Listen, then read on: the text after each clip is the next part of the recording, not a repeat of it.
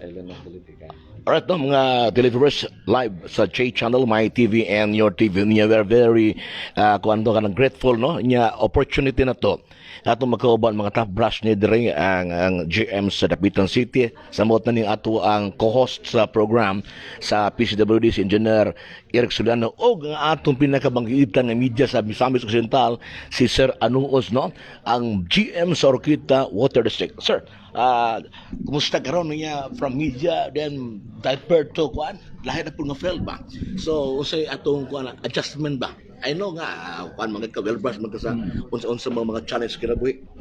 Pasensya na no. Good morning no. Maayong adlaw sa tanan nimo mga televiewers ug sa ato ang mga kining fans sa social media sa imong Facebook page. Well, gid ko maanad og kining ako'y interviewon kay for 30 years no ni das broadcast industry, so kita magitig interview, but anyway niya namudaan ni gyud nga field of service, so okay lang no? Okay. So niya service ug gyapon Mura kag si GM po sa kuan Water District sa Sami City. Kinsa may Media po sa DXDD. O mga media po sila pero ato no amo na gyud nga dagan kay pag kuan nila pag manage nga ning system. Now sir, talking of Water District ba niya kita proud na nga ang Mindanao grabe ka kuan gyud aktibo sa asosasyon, especially si outgoing president sa Water District. Unsay ato karon siguro mapaabot sa katawan ba nga unsa ka nindot ang system karon or unsay protection ka nga mahata nato nga atong Water District dili magsuffer sa problema sa technical tanan-tanan pang mga aspeto. Well, actually, we are in good hands with our very able and very workaholic yun, no? Presidente sa Mawad, outgoing, no? Sayang kay nag-outgoing na. Basta di ka na incoming. Dili pod, murag naapod incoming na. No? Kay unya pod ang Mawad, then so we're in good hands with our GM, no? Eric Soliano being the president no for 2 years. So unfortunately outgoing na lagi, so but I hope nga ang mosunod pod nga kini incoming president sa Mawad iya hapong masustain no ug unsay nasugdan sa ato ang outgoing no nga Mawad president in the person of GM Eric Soliano nga daghang mga challenges actually, so na well represented ta dito sa LUA ug uban pang ahensyas gobyerno para sa kaayuhan no sa tuang mga water districts. So kay ang water districts siya manggid maog yoy pinaka prime nga entity or agency to deliver meaning basic commodity which is water para sa tuang mga katawhan, as well as kini ako ang pinakagwapo na mo po no sa association no.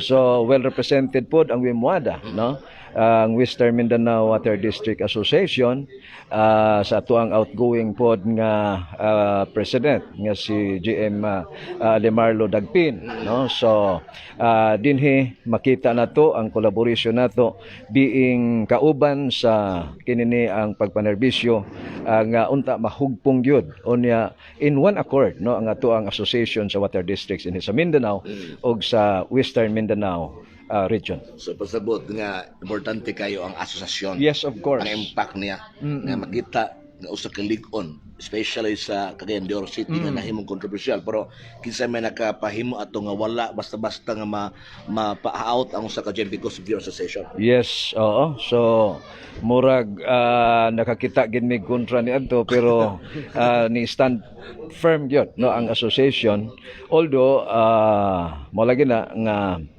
tungod gyud sa panaghugpong no sa ato ang mga association sa water district represented by sa ato ang mga general managers ug sa ato ang mga board of directors.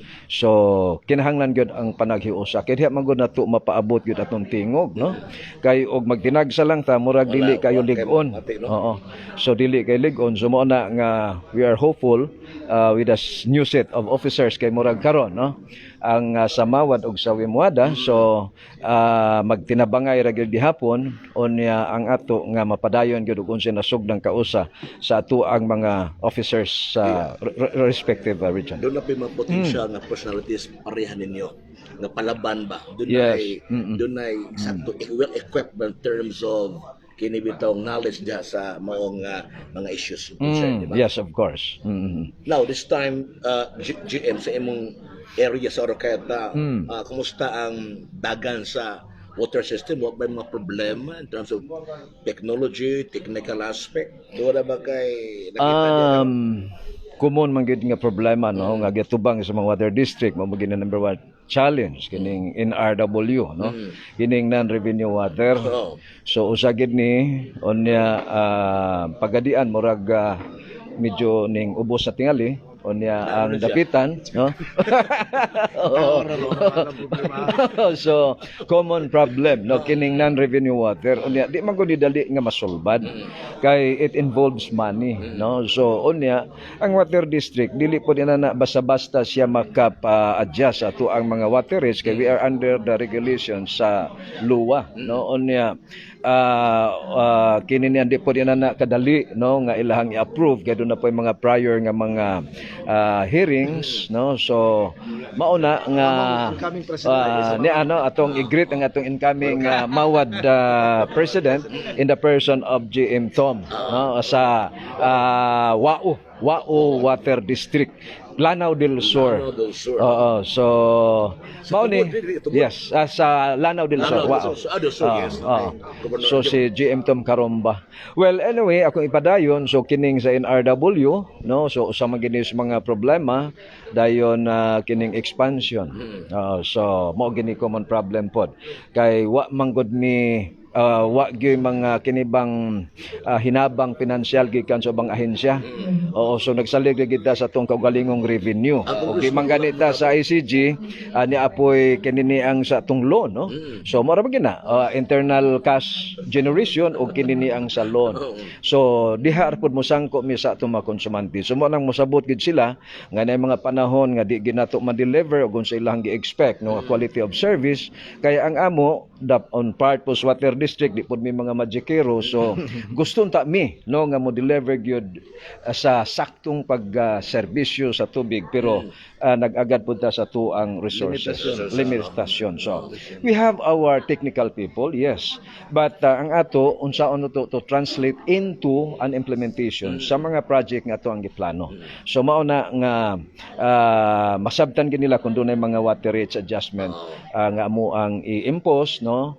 But prior to that, kinahanglan mo prod mga make approval gikan sa mga tao through public hearings. So, dili ba sa point nga may partner mo o pamana? Yes, mao na nga dunay actually mao ni challenge pod karon. No, so dunay mga inaani nga mga options no kay ang mga private sector gi-encourage man gid na nga motabang pud sila sa gobyerno kay lagi limited atong resources.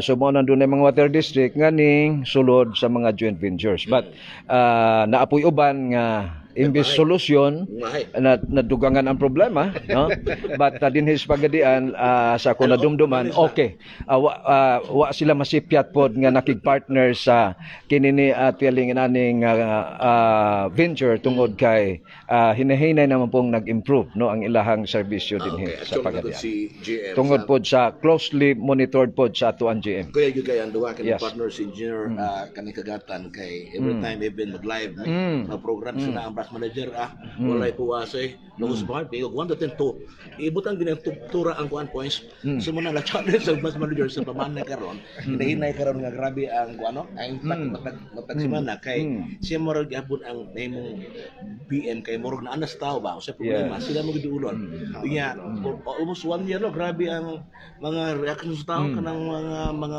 bashers ba. Kaya sa transition, inana kita. Nawag may laki ana kay naapa sa transition period. But this time, nakita sa mga tao, especially atong building ring, niya, na yun na namalis na. So, JM, good luck nimo ha. Salamat sa mga oras despite sa imong kadugayon sa mga media pero now, nasa sao sa po ka responsibility. Ako maoy musaway sa una, ako na po sawayon ron. Di ko musaway nimo kundi mundahay ko sa imong mga ginahimo karon nga mga komentaro kanang commitment ba. Actually mo si BM Ramirez silingan po sa Roqueta, taga-Roqueta ni si BM Ramirez. Silingan na dito. Basi siya recommend sa Okay. Oo.